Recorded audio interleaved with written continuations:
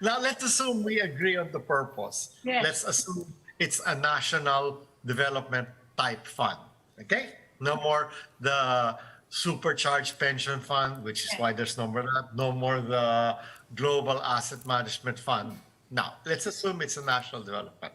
We've agreed on purpose. Now, there are two other issues: management and funding. Funding, see, this again, the problem with a thing like this is very important. I'm actually not against a wealth fund. It should really just be called a development fund. It's not a wealth fund. So first, we're calling it something different from what it seems to become. All right, number one. Number two is all three go together and we are not having a comprehensive dialogue.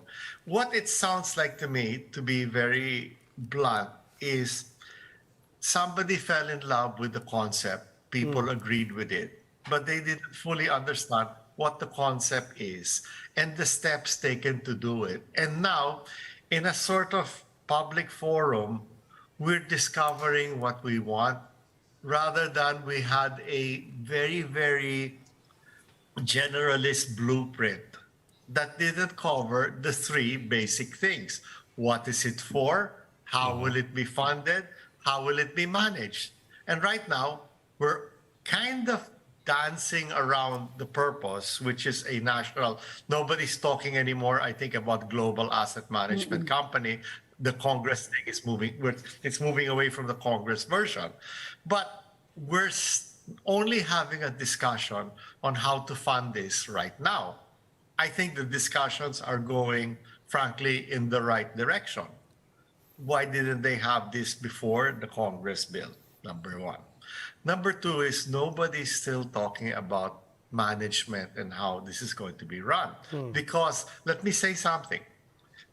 If you're going to try to follow the Indonesia model, which is a good model, where the government will be the largest shareholder but a minority, and then you'll bring other multilateral institutions and pension funds and everything to invest as well. They are not going to invest just because the government said, I put in this money or I like it.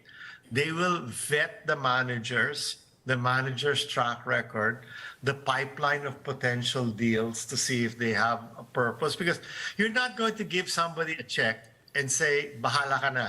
Yeah. They're saying, here is the program, here are the investments. So, I mean, the way it sounds, it's like we want to conjure up a fund.